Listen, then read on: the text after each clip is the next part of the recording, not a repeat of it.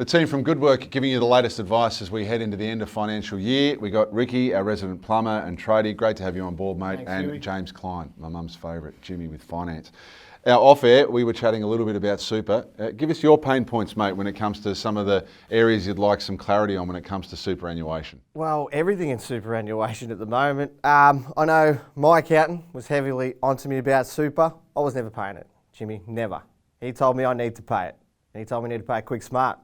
Big fines, apparently. Is this right? Oh, absolutely. In the last 18 months or so, the ATO in particular have really cracked down on superannuation compliance.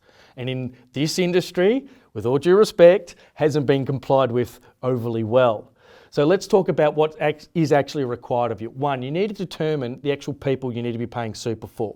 Now, I understand in this industry there's a lot of subcontract relationships and with contracts with other firms, right? So you need to get the advice around who and who is not required to get super, because it is a little bit grey, okay? But certainly once you've determined who is required to pay super, you need to be making payments on a regular basis. Essentially, the furthest you can get to pay your super is 1 quarter after the fact.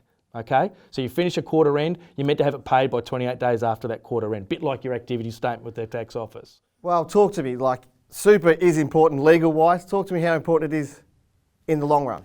Well, this superannuation system's been since the early 80s, and we're seeing in the papers at the moment that we've got a generation of people who cannot afford their own retirement. This superannuation system enables our generation, the younger generation, to have something at the end of their life, at the end of their working life. Okay, this is absolutely important. And here's the most important bit. Remembering that your salary package is inclusive of super.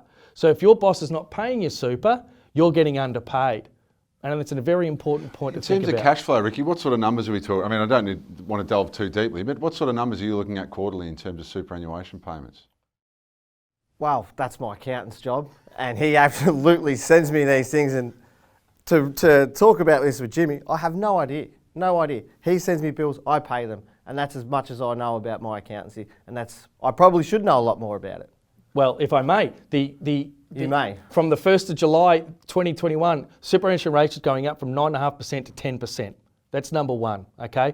You've got to be ensuring that your payroll systems and whatever you're doing to pay this is up to date, okay? And the best bit of advice I give all my clients is treat superannuation as if it is part of their salary. So if you're paying your guys weekly, fortnightly or monthly, pay the wages, pay the tax and pay the super all at the same time.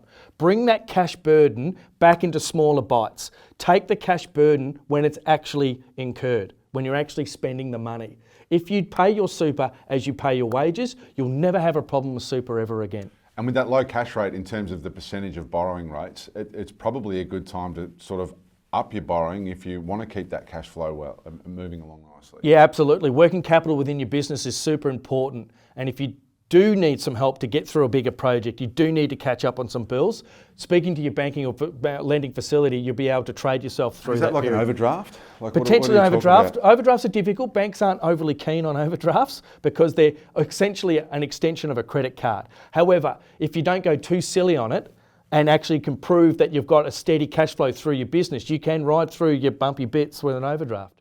Well, that's interesting because there's a lot of arguments going on. I believe you could draw your super out not long ago. Now, people saying it was a good thing, people saying it was a bad thing. What's your opinion? Oh, my opinion was it was a bad thing. So through the COVID period, they allowed people to take $10,000 out of their super before they're entitled to it. Remember, when you pay super, you're actually not allowed to touch it till you're retired. But they allowed $10,000 to be brought out. Now, the intention was emergency money. I needed to feed my kids, pay the rent, whatever, right? But people took it out and spent it on TVs and stuff. So what you're telling me is I did the wrong thing? Well, maybe. But let's put it this way. I wish you were my accountant, mate. The 10 grand that was sitting in your super fund earning 3, 4, 5, 6% per year for 30 years, the $10,000 you spent, you probably end up spending 45 grand. I hope you got a business card to leave me, mate. Always. Thank you, mate. Klein Partners, very, very simple, Ricky. You guys need to connect. We need to get you more across your finances, and there's no better man to do it than Jimmy. If you want to get more across your finances, check out the Good Work app. Check us out on Facebook. Ask some questions. We'll get the experts to answer it.